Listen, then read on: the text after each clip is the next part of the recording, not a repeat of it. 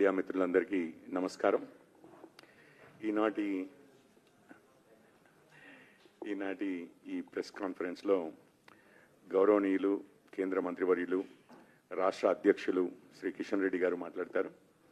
అట్లాగే ఈ ప్రెస్ కాన్ఫరెన్స్లో పాల్గొంటున్నవారు గౌరవనీయులు చేవెళ్ల పార్లమెంట్ సభ్యులు శ్రీ కొండా విశ్వేశ్వరరెడ్డి గారు, రాష్ట్ర ప్రధాన కార్యదర్శి శ్రీ కాసం వెంకటేశ్వర్లు గారు, అలాగే రాష్ట్ర ప్రధాన కార్యదర్శి శ్రీ దుగ్గ్యాల ప్రదీప్ కుమార్ గారు, రాష్ట్ర కోశాధికారి శ్రీ శాంతికుమార్ గారు, రాష్ట్ర కార్యదర్శి శ్రీమతి జయశ్రీ గారు, రాష్ట్ర అధికార ప్రతినిధి శ్రీ సోలంకి శ్రీనివాస్ గారు వీరంతా పాల్గొంటున్నారు.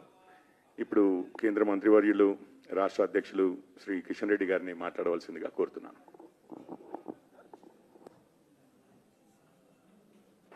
మిత్రులందరికీ నమస్కారం.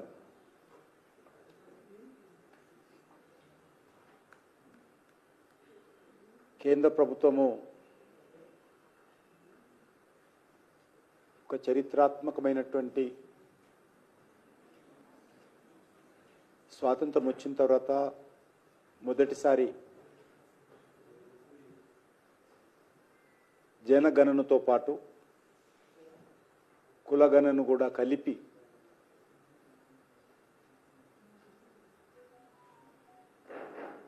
జనాభా సేకరణ చేయాలని చెప్పి ఈరోజు నోటిఫికేషన్ విడుదల చేయడం జరిగింది. ఆ యొక్క నోటిఫికేషన్ను తెలంగాణ భారతీయ జనతా పార్టీ ద్వారా పూర్తిగా స్వాగతం పలుకుతా ఉన్నాం. 16 సంవత్సరాల తర్వాత జరుగుతున్నటువంటి ఈ యొక్క జనగణన 16వ జనగణన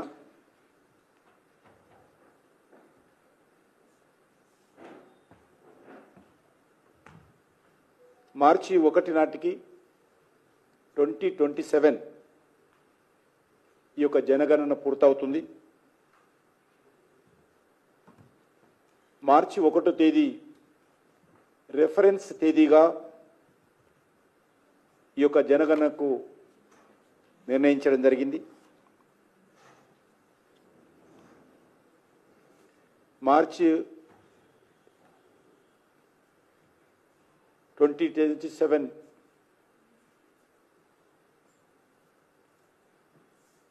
ఈ యొక్క జనగణన పూర్తి అయినట్లయితే దేశంలో అనేక రకాల సంక్షేమ కార్యక్రమాలు, అభివృద్ధి కార్యక్రమాలు, అందులో తీసుకోవాల్సినటువంటి ప్రాధాన్యతకు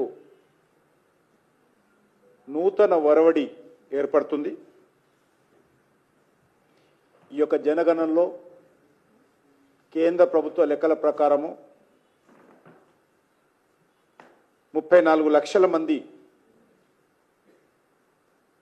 జనగణన చేసేటువంటి అధికారులు, సూపర్వైజర్స్ పనిచేస్తారు. ఆ రకంగా 1,34,000 మంది సిబ్బంది ఇందులో పనిచేస్తారు. ఇది పూర్తిగా డిజిటల్ విధానంలో ఈ యొక్క జనగణన ఉంటుంది.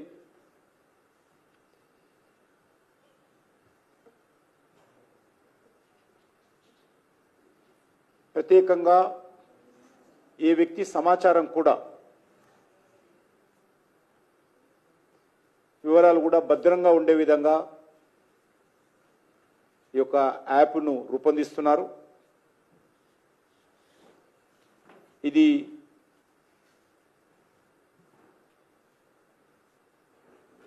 స్వాతంత్రం వచ్చిన తర్వాత మొదటిసారి ఈ యొక్క బీసీ జనాభా సేకరణ జరుగుతూ ఉంది. గతంలో బ్రిటిష్ వాళ్ళు ఉన్నప్పుడు ఈ యొక్క సేకరణ జరిగింది 100 సంవత్సరాల క్రితము. మళ్ళీ ఇప్పుడు ఇన్ని సంవత్సరాల తర్వాత జరుగుతూ ఉంది.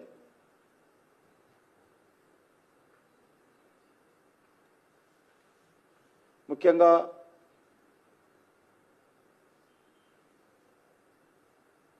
కేంద్ర ప్రభుత్వము ఈ యొక్క 11 సంవత్సరాలుగా చేపట్టినటువంటి అనేక అభివృద్ధి కార్యక్రమాలను తీసుకున్నటువంటి అనేక నిర్ణయాలను ప్రజల మధ్యలో వివరించడం కోసం పార్టీ చేపట్టినటువంటి కార్యక్రమం పూర్తిగా విజయవంతం అవుతా ఉంది. 8వ తేదీ నుంచి 18వ తేదీ వరకు జరిగే అనేక కార్యక్రమాలు కూడా ప్రజలు స్వాగతం పలుకుతా ఉన్నారు.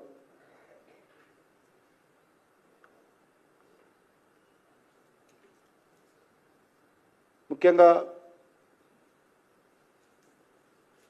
ఈరోజు ప్రభుత్వం మన తెలంగాణ రాష్ట్రంలో స్థానిక సంస్థల ఎన్నికలు నిర్వహించబోతామని, త్వరలో నిర్ణయం తీసుకుంటామని రాష్ట్ర ప్రభుత్వం ప్రకటించింది. దీనికి స్వాగతం పలుకుతా ఉన్నాను. ఇప్పటికే చాలా ఆలస్యమైంది. షెడ్యూల్ ప్రకారం పంచాయతీరాజ్ ఎన్నికలు కానీ మున్సిపాలిటీ ఎన్నికలు కానీ జరగాల్సి ఉండింది. ముఖ్యంగా కాంగ్రెస్ పార్టీ గత 2024 శాసనసభ ఎన్నికల్లో ప్రజల ముందు పెట్టినటువంటి ఎన్నికల ప్రణాళికలో 42% రిజర్వేషన్స్తో స్థానిక సంస్థల ఎన్నికలు నిర్వహిస్తామని చెప్పడం జరిగింది. బీసీ రిజర్వేషన్ కాబట్టి రానున్నటువంటి ఎన్నికల్లో కూడా గత శాసనసభ ఎన్నికల్లో ఇచ్చినటువంటి హామీ ప్రకారము బీసీ రిజర్వేషన్స్ అమలు చేయాలని నేను కోరుతా ఉన్నాను. అందుకే ముఖ్యంగా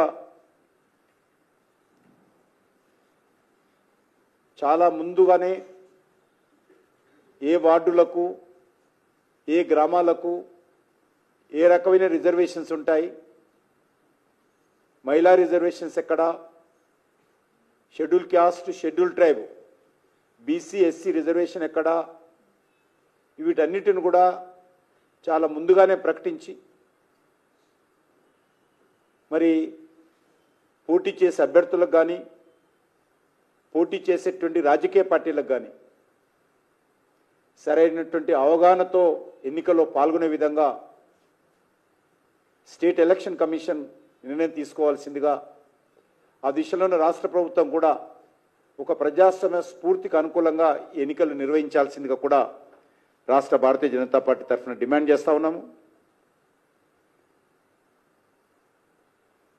కాబట్టి ఈ దిశలోనే ఏదో తూతూ మంత్రంగా ఎన్నికల కోసం ఎన్నికలు నిర్వహించకుండా ఈరోజు స్థానిక సంస్థలు పటిష్టం కోసం నిజమైనటువంటి స్పష్టమైనటువంటి అవగాహనతో ప్రజలు తమ ప్రతినిధులుగా మరి ఓటు వేసి గెలిచే విధంగా ప్రభుత్వము మరి వివరించాల్సిందిగా ఈ సందర్భంగా కోరుతా ఉన్నాను. ఆ దిశలో భారతీయ జనతా పార్టీ తరఫున మేము పూర్తి స్థాయిలో ఎన్నికల్లో పాల్గొంటాము. అన్ని స్థానాలకు కూడా స్వతంత్రంగా పోటీ చేస్తాము. ముఖ్యంగా గ్రామీణ ప్రాంతాల్లో ఒక నూతన యువ రాజకీయాన్ని ప్రోత్సహిస్తాము. ప్రధానమంత్రి గారు గతంలో ప్రకటించినట్టు 1000 మంది ప్రతి పార్లమెంటులో నూతన యువత ముందుకు రావాలని వారు చెప్పారు. ఆ రకంగా ఈ యొక్క స్థానిక సంస్థల ఎన్నికల్లో తెలంగాణ రాష్ట్రంలో కూడా ఎక్కువ మంది యువతకు ప్రోత్సహించే విధంగా, గ్రామీణ ప్రాంతాల యువతకు ప్రాధాన్యత ఇచ్చే విధంగా ఈ యొక్క స్థానిక సంస్థల ఎన్నికల్లో మేము పాల్గొంటాము. ఆ దిశలోనే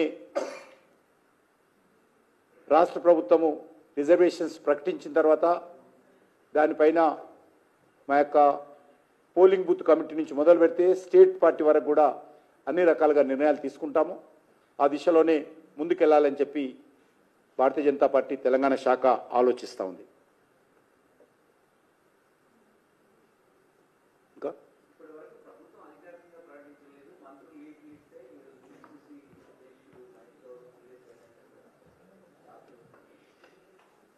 వాళ్ళు ఎప్పుడు పెడతారని కాదు, షెడ్యూల్ ఆల్రెడీ దాటిపోయింది. ఇప్పటికే చాలా రోజులైంది. గ్రామాలలో కనీస సౌకర్యాలు కల్పించే పరిస్థితి లేదు. వీధి లైట్లు కానీ, శానిటేషన్ కానీ, డ్రింకింగ్ వాటర్ కానీ పర్యవేక్షణ లేదు. గత 10 సంవత్సరాలుగా నరేంద్ర మోడీ గారి నేతృత్వంలో గ్రామాలకు ఇచ్చినటువంటి నిధులు తప్ప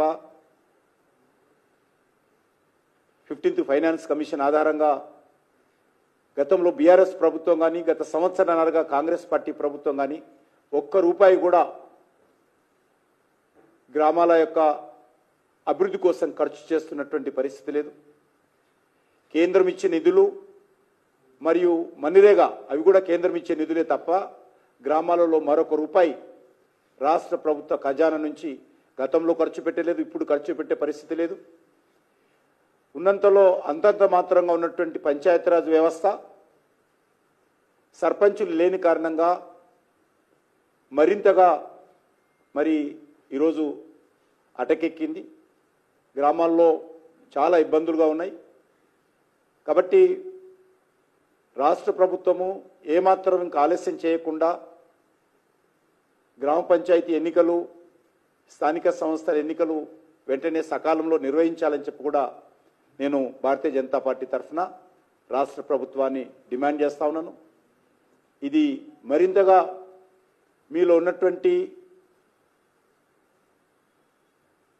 చేతగానితనమో మరేదో కానీ ఎన్నికలు ఈ రకంగా వాయిదా వేస్తూ పోతుంటే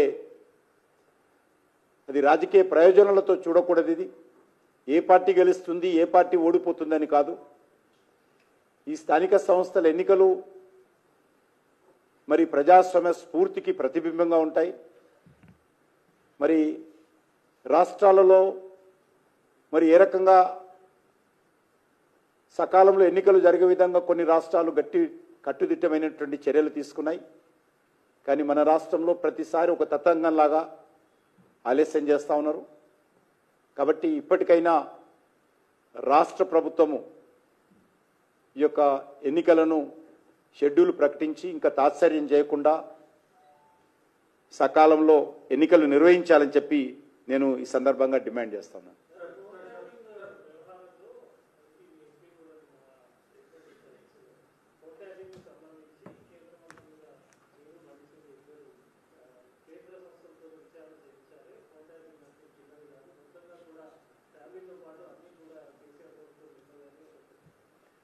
మేము మొదటి నుంచి కూడా ఈ విషయం చెప్తా ఉన్నాము. చివరకు భారతీయ జనతా పార్టీ తరఫున ఫోన్ ట్యాపింగ్ వ్యవహారంలో రాష్ట్ర హైకోర్టు కూడా వెళ్ళాము. అఫీషియల్గా పార్టీ తరఫున కేసు హైకోర్టులో పెండింగ్లో ఉంది ఇప్పటికీ. కాబట్టి ఇప్పటికి కూడా మేము కోరుతా ఉన్నాము.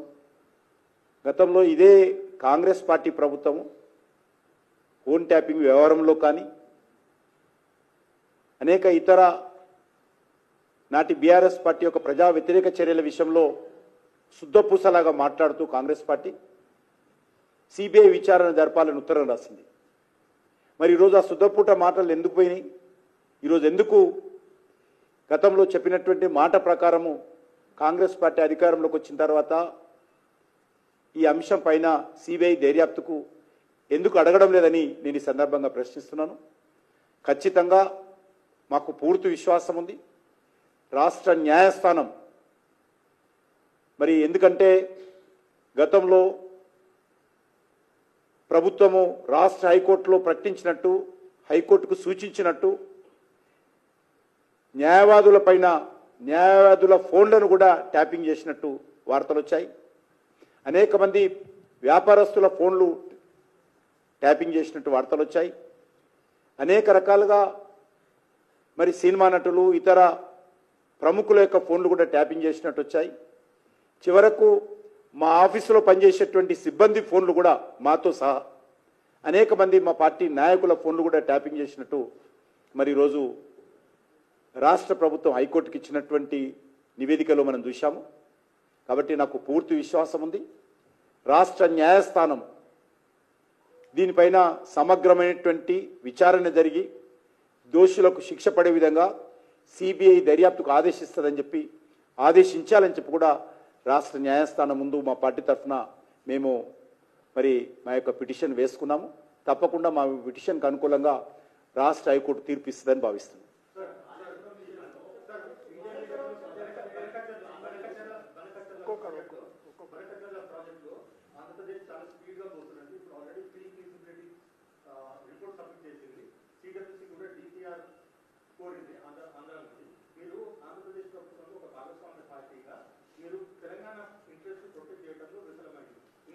ఏమైందని విఫలమైంది? ఒక్క నిమిషం, మీరు అట్లా మాట్లాడద్దు. విఫలమైంది ఏమైందని వాళ్ళు రాసుకున్న రిపోర్టు రిపోర్ట్ ఆపే అధికారం మనకి ఎక్కడిది? ఇంకేం గవర్నమెంట్ ఆఫ్ ఇండియా ఇంతవరకు ఏబిసిడి కూడా చేయలేదు. వాళ్ళు అడగొచ్చు, టెండర్లకు ఎట్లా పోతారు కానీ డబ్బులే లేకుండా టెండర్లు ఎట్లా పోతారు? ఇంతవరకు government of India PFR free feasibility report ఏదైతే ఉన్నదో దాన్ని ఇంతవరకు పూర్తిగా స్టడీ చేయాల్సిన అవసరం ఉంది. కాబట్టి ఇంతవరకు ఏ రకమైనటువంటి నిర్ణయం కేంద్ర ప్రభుత్వం తీసుకోలేదు. ఎందుకంటే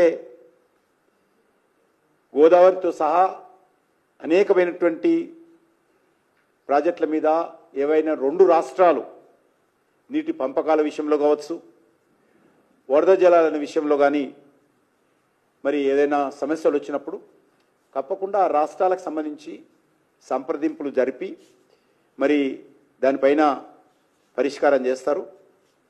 కాబట్టి అందుకోసమే ఈరోజు ఏదైతే పిఎఫ్ఆర్ రిపోర్టు తెలంగాణ సంబంధించినటువంటి ఈ యొక్క బనక్షల్లో ఏదైతే మనం అంశాన్ని లేవనెత్తున్నామో దానిపైన ఇప్పటికే ఆంధ్రప్రదేశ్ ప్రభుత్వం ఒక నివేదిక కేంద్ర ప్రభుత్వానికి, కేంద్ర జలశక్తి మినిస్టర్కు, అదేవిధంగా మరి సెంట్రల్ వాటర్ కమిషన్కి ఇచ్చింది. దీనిపైన ఇంతవరకు గవర్నమెంట్ ఆఫ్ ఇండియా ఏ రకమైన నిర్ణయం తీసుకోలేదు. కాబట్టి ఆ రకంగా కొంతమంది దుందుడుకు విధానంతో కేంద్ర మంత్రులు ఏం చేస్తున్నారు, మీరు 10 సంవత్సరాలు పరిపాలించి మీరేం చేస్తున్నారని అడుగుతా ఉన్నాం. మీరు ఎప్పుడు కూడా తెలంగాణలో భారతీయ జనతా పార్టీ ఇంతవరకు అధికారంలో రాలా. అనేక సంవత్సరాలు కాంగ్రెస్ పార్టీ పరిపాలించింది. మధ్యలో 10 సంవత్సరాలు బీఆర్ఎస్ పార్టీ కేసీఆర్ ఎలగబెట్టాడు. మళ్ళా సంవత్సరన్నరగా ఈరోజు కాంగ్రెస్ పార్టీ ఎలగబెడతా ఉంది. కాబట్టి భారతీయ జనతా పార్టీని మరి ఈ రకంగా ప్రతి అడ్డమైనోడు మాట్లాడము ఏమాత్రం సమంజసం కాదు. ఇప్పటి వరకు ఈ 2 రాష్ట్రాల విషయంలో ఏ రకమైనటువంటి సమాచార మార్పిడి జరగలేదు. జరగాల్సినటువంటి అవసరం ఉంది. 2 ముఖ్యమంత్రులు చర్చించుకోవాల్సిన అవసరం ఉంది. మనకు అన్యాయం జరుగుతుందని భావిస్తున్నాం మనం. కాబట్టి ఖచ్చితంగా తెలంగాణ ముఖ్యమంత్రి ఇనిషియేటివ్ తీసుకొని కేంద్ర జలశక్తి మంత్రి ద్వారా ఆంధ్రప్రదేశ్ ముఖ్యమంత్రితో కూడా పిలిచి మాట్లాడే విధంగా చర్యలు తీసుకోవాల్సిన అవసరం ఉంది అఫీషియల్గా. బికాస్ మన తెలంగాణకు అన్యాయం జరుగుతుందనే విషయం మనం అందరం భావిస్తున్నాం. కాబట్టి we should take initiative. Government of Telangana ముఖ్యమంత్రి ఇనిషియేటివ్ తీసుకొని మనము దీనిపైన మాట్లాడాల్సినటువంటి అవసరం ఉంది. ఇంతవరకు డిపిఆర్ రాలేదు. అది ఒకటి విషయం ఈ సందర్భంగా మనం చేస్తా ఉన్నాను. ఈ ప్రాజెక్టుపై ఉన్నటువంటి ఫ్రీ ఫీజిబిలిటీ రిపోర్ట్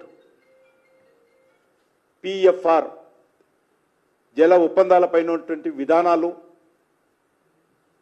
నిబంధనలు, నదులపై ఉన్నటువంటి మార్గదర్శకాలు, గైడ్లైన్స్, ఈ బేసిన్లో ఉన్నటువంటి అనేక రాష్ట్రాల అభిప్రాయాలు పరిగణలోకి తీసుకున్న తర్వాతే సెంట్రల్ వాటర్ కమిషన్ సమగ్రమైనటువంటి పరిశీలన జరపాలనేటువంటి నిబంధన కూడా ఉంది. ఆ తర్వాత సెంట్రల్ వాటర్ కమిషన్ నిర్ణయం తీసుకున్న తర్వాత ఆ నివేదిక కేంద్ర ప్రభుత్వానికి వచ్చినప్పుడు కేంద్ర ప్రభుత్వం కూడా సరైన నిర్ణయం తీసుకుంటుంది. ఇంతవరకు ఎవరికి అన్యాయం జరగలేదు, జరిగేటువంటి అవకాశం ఉండదు. తప్పకుండా మన రాష్ట్రం తరఫున రాష్ట్ర ప్రభుత్వం సమగ్రమైనటువంటి వాదనలు వినిపించాలి. నేను ఇంతకుముందు జరిగినటువంటి ప్రెస్ కాన్ఫరెన్స్లో మీ ద్వారానే గౌరవ ముఖ్యమంత్రి గారికి నేను డిమాండ్ చేశాను, రిక్వెస్ట్ కూడా చేశాను. ఆయన స్వయంగా కేంద్ర జలశక్తి మంత్రికి ఉత్తరం రాయాలని కూడా నేనే కోరాను. కాబట్టి అది ఇంతవరకు జరిగినట్టు లేదు. కాబట్టి ఇప్పటికైనా గౌరవ ముఖ్యమంత్రి గారు రేవంత్ రెడ్డి గారు ఈ విషయం మీద ఇనిషియేటివ్ తీసుకొని తెలంగాణ ప్రజల హక్కులను కాపాడే విషయంలో మన రాష్ట్రానికి న్యాయం జరిగే విధంగా చర్యలు తీసుకునే విధంలో ఆయన మరి ఉత్తరం రాయాలి. అదేవిధంగా రెండు రాష్ట్రాల మధ్యలో చర్చలు జరగాలి. ఆ రకంగా సమస్యలు పరిష్కారం కావాలని నేను ఈ సందర్భంగా మరొకసారి భావిస్తున్నాను. ఆ దిశలోనే మా పార్టీ స్టాండ్ ఉంది.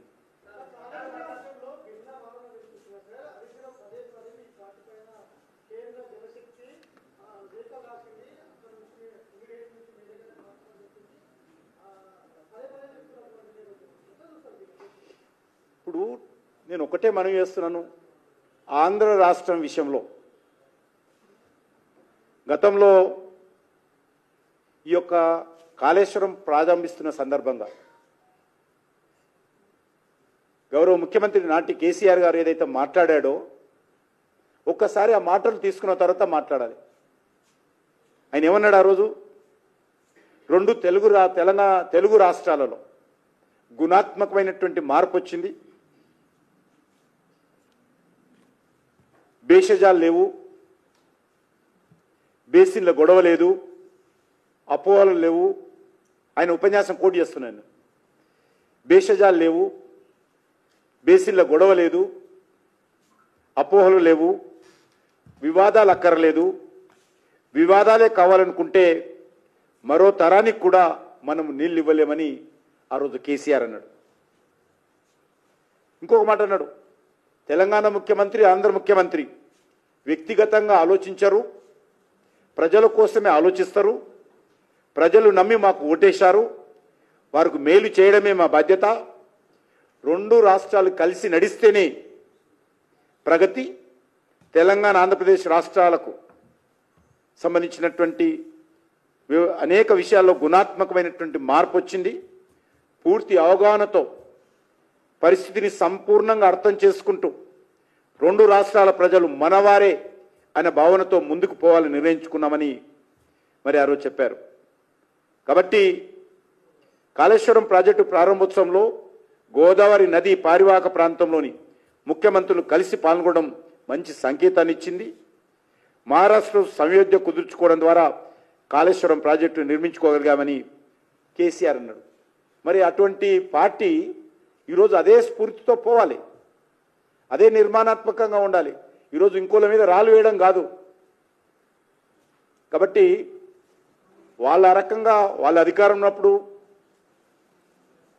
రోజు 3 టీఎంసీల నీరు తన్నుకపోతుంటే ఈయన ఫామ్ హౌస్లో ఉన్నాడు. ఆ రోజు ఏం మాట్లాడలేదు.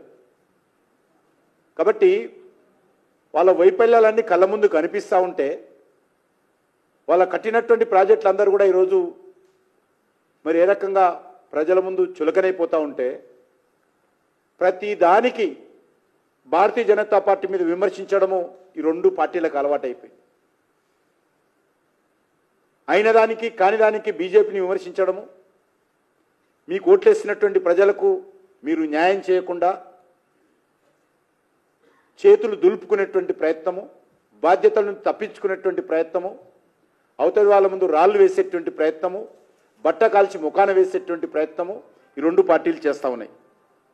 కాబట్టి ఇప్పటికైనా నేను తెలంగాణ ఉన్నటువంటి అన్ని రాజకీయ పార్టీలు కూడా ఈ రకంగా ఒకరి మీద ఒకరు బురద జల్లే ప్రయత్నం కాకుండా అందరం కలిసి తెలంగాణ రాష్ట్ర ప్రయోజనాలు కాపాడే దిశలో మరి ఏవైతే గతంలో ఉన్నటువంటి గైడ్ లైన్స్ ఉన్నాయో, డైరెక్షన్స్ ఉన్నాయో, గతంలో ఉన్నటువంటి మార్గదర్శకాలు ఉన్నాయో వాటి ఆధారంగా మనము వివరించాలి తప్ప ఈ రకంగా అవకాశం దొరికిందని రాజకీయపరమైనటువంటి లబ్ధి కోసం మాట్లాడితే ఏమాత్రం న్యాయం కాదని ఈ సందర్భంగా మనం చేస్తాను.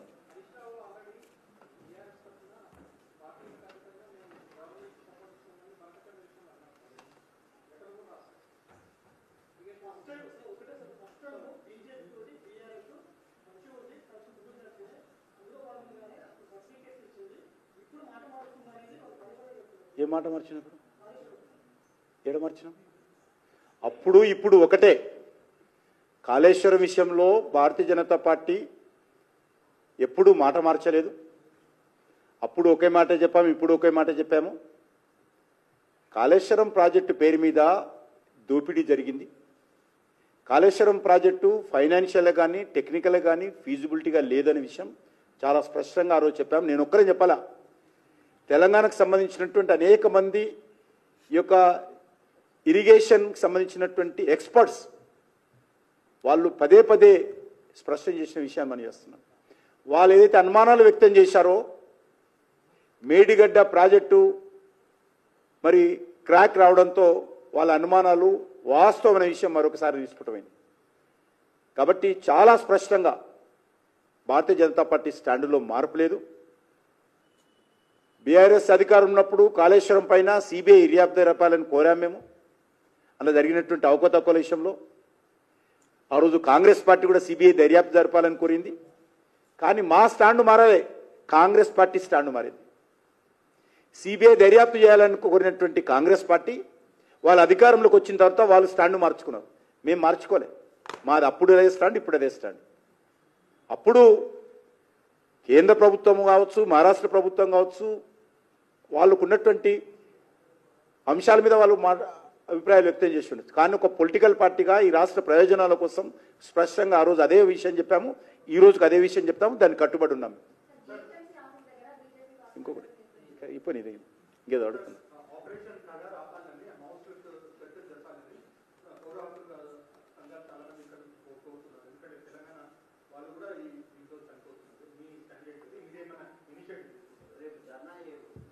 తప్పలేదు, చేయాలి వాళ్ళు. నేను అనేది ఒకటే కోరుతా ఉన్నాను, ఆపరేషన్ కగార్ విషయంలో కేంద్ర ప్రభుత్వం కానీ ఛత్తీస్గఢ్ ప్రభుత్వం కానీ వాళ్ళందరూ ఎవరైతే అజ్ఞాతంలో ఉన్నటువంటి మరి నక్సలైట్లు ఉన్నారో వారు జనజీవన స్రవంతిలోకి రావాలని చెప్పి పిలుపునిచ్చారు. ముఖ్యంగా మనం ఇన్ని సంవత్సరాలు చరిత్ర చూశాము, హింస ద్వారా, రక్తపాతం ద్వారా, తుపాకీ గొట్టం ద్వారా సమాజంలో మార్పు రాదనే విషయం అనేక మంది ఐఏఎస్ ఆఫీసర్సు, ఐపీఎస్ ఆఫీసర్సు, శాసనసభ్యులు, మాజీ శాసనసభ్యులు, అనేక మంది వందల మంది పోలీస్ అధికారులు, లేక కౌంటర్లో, ఎన్కౌంటర్లో ఇతర నక్సలైట్లు కూడా చనిపోతూ ఉన్నారు. దీని ద్వారా ఎవరికి ఏ లాభం ఉండదు. కాబట్టి ఇప్పటికైనా ఖచ్చితంగా ఆయుధాలన్నీ వదిలిపెట్టి మరి ముందుకు రావాల్సినటువంటి అవసరం ఉంది. ఆ దిశలో నక్సలైట్లు ముందుకొచ్చి మేము ఆయుధాలను వదిలిపెడతాము, హింసను వదిలిపెడతాము, ఆ రకంగా చర్చలకు సిద్ధంగా ఉన్నామంటే ప్రజాస్వామ్య పద్ధతిలో ఈరోజు చాలామంది ఈ యొక్క మిలిటెంట్ ఉద్యమంలో ఉండి వాటిని వదిలిపెట్టి ఆ విశ్వాసం సన్నగిల్లి వారందరూ కూడా జనజీవన స్రవంతిలోకి వచ్చి ప్రజాస్వామ్య పద్ధతిలో ఎన్నికల్లో పాల్గొని శాసనసభ్యులుగా, పార్లమెంటు సభ్యులుగా, మంత్రులుగా ఈరోజు కూడా ఉన్నారు. కాబట్టి దిశలో అందరూ రావాల్సినటువంటి అవసరం ఉంది. కాబట్టి మార్పు రావాలంటే ఒక హింస ద్వారానే మార్పు రాదు. ప్రజాస్వామ్య పద్ధతిలో అనేక పోరాటాలు ఉన్నాయి, అనేక రకాల ఆలోచన విధానాలు ఉన్నాయి. ఆ దిశలోనే ముందుకు రావాలి తప్ప మరి ఎలిమినేషన్ అనేటువంటి పద్ధతితోటే మేము హింస చేస్తామంటాం సమంజసం కాదు. ఇప్పటికైనా దాన్ని అర్థం చేసుకోవాల్సినటువంటి అవసరం ఉంది. కాబట్టి ఆ దిశలో ముందుకు వస్తే అందరూ స్వాగతం పలుకుతారు.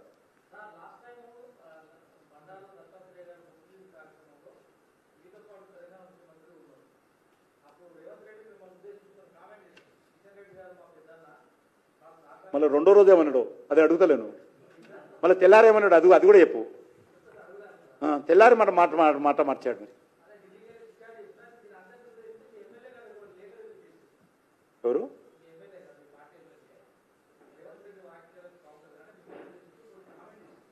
ఎవరు ఆయన అడుగుపోయి అవన్నీ ఒక పనికొచ్చే విషయాలు మాట్లాడితే మంచిది. కొద్ది ఏదైనా పనికొచ్చే విషయాలు మాట్లాడాలి, సమాజానికో దేశానికో ఉపయోగపడేది.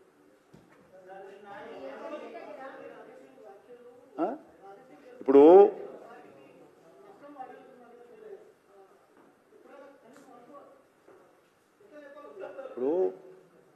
రాజకీయ అనుభవం ఉన్నటువంటి వాళ్ళు, సీనియర్ నాయకులు, ప్రజాప్రతినిధులు వాళ్ళు మాట్లాడుతున్నప్పుడు తప్పకుండా వాళ్ళ మాటలు వింటాము, వాళ్ళ మాటలను గౌరవించి తప్పకుండా చర్చిస్తాం.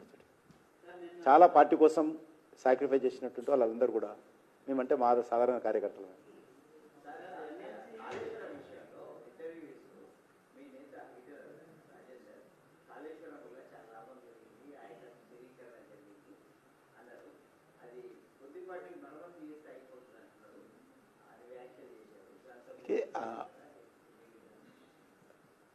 డ్యామ్ సేఫ్టీ అథారిటీ వాళ్ళు చాలా వివరంగా దీని మీద నివేదికలు ఇచ్చారు. దాన్ని కూడా బీఆర్ఎస్ పార్టీ వాళ్ళు ఏదో బీజేపీ ఆఫీసులో నివేదిక తయారు చేసి మాకేం పని లేదనుకుంటారా? ఎవరి పని వాళ్ళు చేసుకోవాలి. మేము చేయాల్సిన పని ఈ రాష్ట్రంలో ప్రజాభిప్రాయ సమీకరణ చేసి ఈ ప్రభుత్వం మీద ఒత్తిడి తీసుకొచ్చే విధంగా పార్టీని బలాన్ని పెంచుకుంటాం. కానీ డ్యామ్ సేఫ్టీ అథారిటీ చేసేటువంటి నివేదికలు బీజేపీ ఆఫీసులో రాదొస్తుంది టీఆర్ఎస్ మాట్లాడింది. కాబట్టి అది వాస్తవ విరుద్ధమైనటువంటి మాటలు.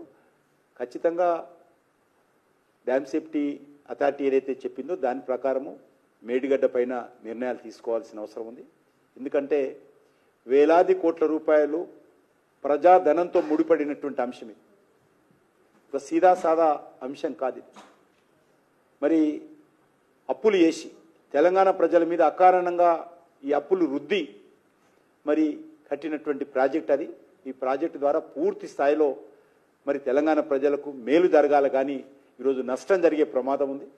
కాబట్టి దీనిపైన ఆ దిశలోనే ఆలోచన చేయాలి. నేను ఒకటే కోరుతా ఉన్నాను, ఈ రెండు పార్టీలు కూడా, కాంగ్రెస్ పార్టీ, బీఆర్ఎస్ పార్టీ తమ రాజకీయ చతురత ప్రదర్శించి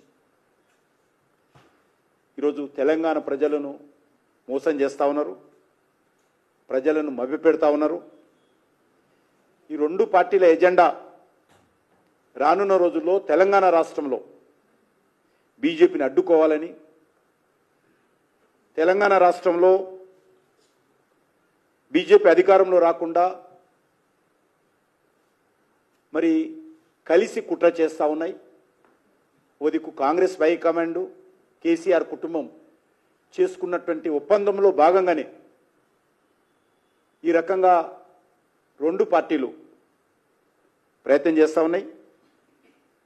సినిమాల్లో మనం చూస్తుంటాం, ఫైటింగ్ చేసుకున్నట్టు కనిపిస్తుంది, కానీ నిజంగా ఎవరు కొట్టుకోరు. డూ ఫైటింగ్, అది డూ ఫైటింగ్. ఈరోజు సినిమాల్లాగా Congress party, BRS party dupe fighting తెలంగాణలో చేస్తున్నారు. ఎట్లున్నారంటే, నువ్వు కొట్టినట్టు చెయ్యి, నేను ఏడ్చినట్టు చేస్తా. ఈ రెండు పార్టీల వివరం ఎట్లుందంటే, నువ్వు కొట్టినట్టు చెయ్యి, నేను ఏడ్చినట్టు చేస్తా అన్న విధంగా ఈ రెండు పార్టీలు తెలంగాణలో వ్యవహరిస్తూ ఉన్నారు. ఆ దిశలోనే మరి అద్భుతమైనటువంటి నటన ఈ రెండు పార్టీలు బీజేపీ విషయంలో తెలంగాణ ప్రజలను మభ్యపెట్టాలనుకుంటున్నారు. కానీ తెలంగాణ ప్రజలు చాలా చైతన్యమైనటువంటి ప్రజలు. ఈ రెండు పార్టీల యొక్క నిజస్వరూపము ప్రజలు అర్థం చేసుకున్నారు. కాబట్టి గత పార్లమెంట్ ఎన్నికల్లో కర్రు కాచి వాత పెట్టారు పార్టీలకు. ఖచ్చితంగా మీరు ఎంత కుమ్ముక్కై బీజేపీ మీద అనవసరంగా ప్రతిరోజు అయిన దానికి కాని దానికి బురద జల్లుతూ మాట్లాడినంత మాత్రాన ప్రతి దానికి స్పందించాల్సిన అవసరం లేదు, ప్రతి దానికి జవాబు చెప్పాల్సిన కర్మ మాకు లేదు. మేము ఏదైనా చెప్పుకుంటే తెలంగాణ ప్రజలకు చెప్పుకుంటాం తప్ప ఈరోజు ముఖ్యమంత్రి గారు మాట్లాడుతానో లేకపోతే ప్రతిపక్ష నాయకులు మాట్లాడుతానో ప్రతి దానికి జవాబు చెప్పుకోవాల్సినటువంటి కర్మ మాకు లేదు. మేము జవాబు చెప్పుకునేది ఎవరికైనా ఉంటే తెలంగాణ ప్రజలకే చెప్పుకుంటాము. మీ యొక్క డూ ఫైటింగ్లకు నువ్వు కొట్టినట్టు చేయి, నేను ఏడ్చినట్టు చేస్తా నటిస్తున్నటువంటి మీ ముందు మీకు మేము ఏ రకమైన సంజాయిషి చెప్పుకోవాల్సిన అవసరం లేదని చెప్పి నేను భావిస్తా ఉన్నాను.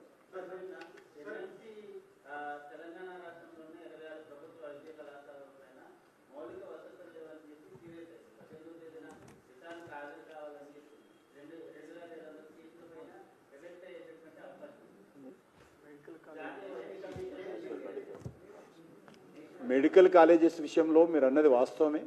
నేను ఈరోజు ఉదయం గాంధీ హాస్పిటల్లో 2 గంటల పాటు మొత్తం పర్యటించాను. నా కాన్స్టిట్యున్సీ ఉంది కాబట్టి నేను పోయాను.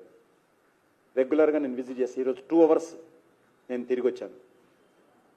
మెడికల్ కాలేజెస్లలో పూర్తి స్థాయిలో మౌలిక వస్తువులు లేవన్నటువంటి విషయము చాలా వాస్తవము. మరి ముఖ్యమంత్రి గారు ఆ రోజు ఏ ఒక్క రోజు కూడా కేంద్ర ప్రభుత్వము మెడికల్ కాలేజ్ దరఖాస్తు చేసుకోవాలని ఫోర్ఫార్మ్ పంపించాం. ఎన్ని ఎకరాల భూమి ఇస్తారు, ఎక్కడ పెడతారు, ఎక్కడ హాస్పిటల్ ఉందా, దానికి ఎన్ని బెడ్స్ ఉన్నాయి, ఆ ఫోర్ఫార్మ్ ఏది కూడా ఫిలప్ చేయలే. ఫిలప్ చేయడానికి ధైర్యం లేదు, ఎందుకంటే వాళ్ళ దగ్గర ఏమీ లేదు. అనేక పేజీలలో ఒక్క పేజీ ఫిలప్ చేసేటువంటి పరిస్థితి కూడా ఆ రోజు బీఆర్ఎస్ పార్టీకి లేకుండా. అందుకే దరఖాస్తు చేసుకోలేదు. అందా అయిపోయిన తర్వాత దరఖాస్తులు చేసుకోకుండా వెనకబడిపోయి కేంద్ర ప్రభుత్వం వచ్చినటువంటి దరఖాస్తులను కూడా ప్రాసెస్ చేసి తమ ఉన్నటువంటి అనుకున్నటువంటి మెడికల్ కాలేజీలన్నీ కూడా అన్ని రాష్ట్రాలకు ఇచ్చిన తర్వాత తెలంగాణకు ఇవ్వలేదని చెప్పి గొడవ పెట్టారు. మేమే చేసుకుంటామని చెప్పారు. మీరు చెప్పినట్టు వాళ్ళు చేసుకున్నటువంటి మెడికల్ కాలేజీ ఎందుకు సకాలంలో కేంద్ర ప్రభుత్వానికి దరఖాస్తు చేసుకోలేదో ఇప్పుడు ఉన్నటువంటి మెడికల్ కాలేజీలు ఇప్పుడు ఉన్నటువంటి వసతులు చూస్తే అర్థమవుతుంది.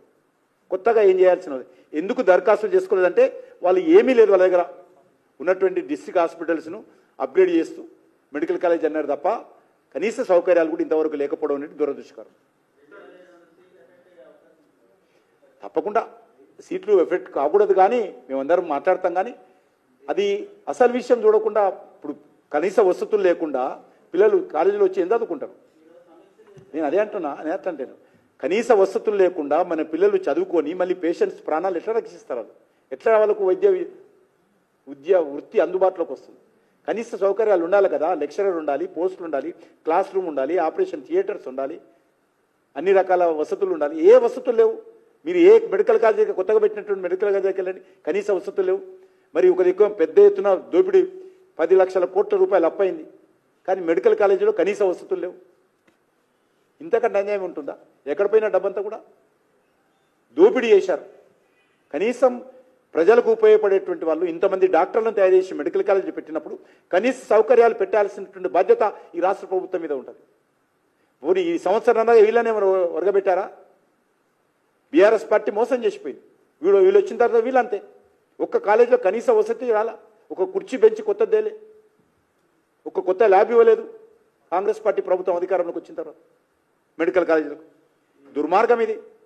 ఈరోజు నేను మొన్ననే సనత్నగర్ ఈఎస్ఐ హాస్పిటల్ అద్భుతంగా ఈ దేశంలో ఒక ఆదర్శమైనటువంటి మెడికల్ కాలేజీగా ఈరోజు మన సనత్నగర్ ఈఎస్ఐ ఆసుపత్రి ఉంది.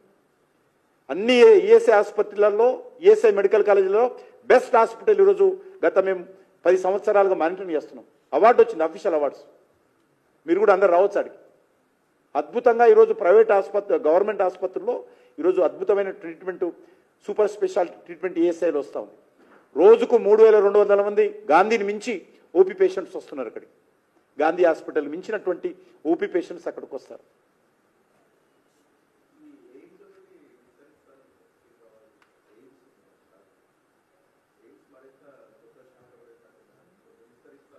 నేను ఆల్రెడీ ఉత్తరం రాశాను, ఇంతవరకు దాని మీద జవాబు లేదు. ల్యాండ్ ఇస్తే హైదరాబాద్ నగరంలో ఒక దానికి అనుకూలమైన రైల్వే ల్యాండ్ కూడా అందుబాటులో దొరకలేదు. స్టేట్ గవర్నమెంట్ ఇవాళ అల్టిమేట్గా అది ఉత్తరం రాశాము. ఇప్పుడు దానికి సంబంధించిన చర్చిస్తున్నాం. ఇటీవల మా వైద్య శాఖ మంత్రి నడ్డా గారు కూడా రాష్ట్ర ప్రభుత్వంతో మాట్లాడారు.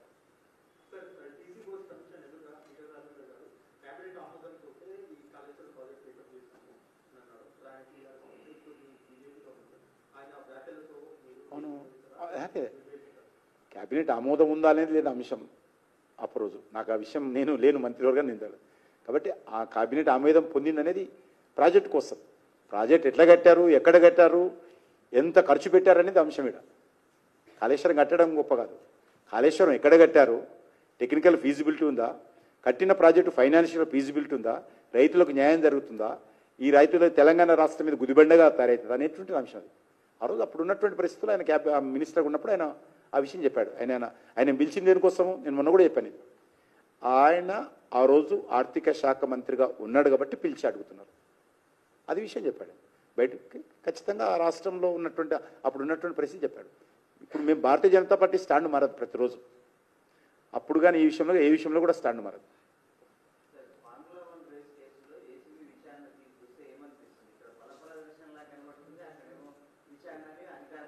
నేను ఇప్పటిదాకా చెప్పినా కదా, ఇప్పటిదాకా చెప్తే నేను నువ్వు కొట్టినట్టు చేయి, నేను ఏడ్చినట్టు చేస్తా, మళ్ళీ అదే అడుగుతారు మీరు.